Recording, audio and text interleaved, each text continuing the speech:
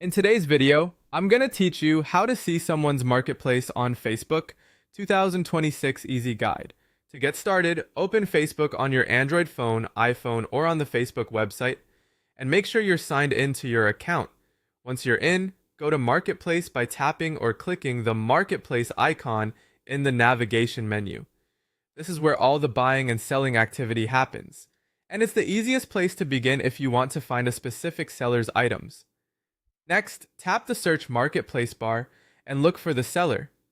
You can search using the person's name if you know it, the name of an item they're selling, or even keywords related to their listings. This is helpful if you don't know their exact profile but you do know what kind of product they posted.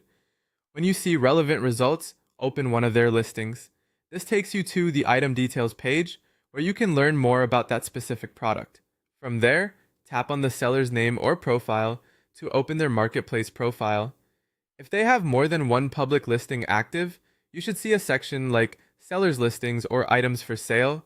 That area lets you browse everything they're currently selling in one place. As you scroll through their listings, you can tap on any item to view the photos, description, price, location, and seller information.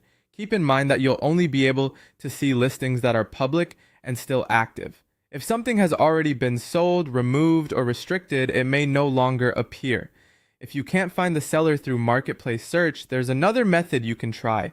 Use Facebook's main search bar to search for the person's name, then open their profile. If they've connected public marketplace listings to their profile, you may be able to access them that way instead.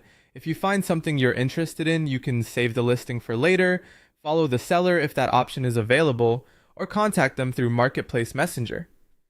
Tapping Message lets you ask about availability, condition, price, and pickup or delivery options. It's a good idea to be clear and polite so you can get the information you need quickly. Also remember to respect privacy settings. If you can't view someone's marketplace listings, it may simply mean they don't have active items for sale, their listings were removed, or they aren't visible to you because of privacy or regional availability.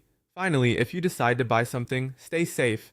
Review the listing carefully, meet in a safe public place, inspect the item before paying, and use secure payment methods whenever possible. That's how to see someone's marketplace on Facebook quickly and safely.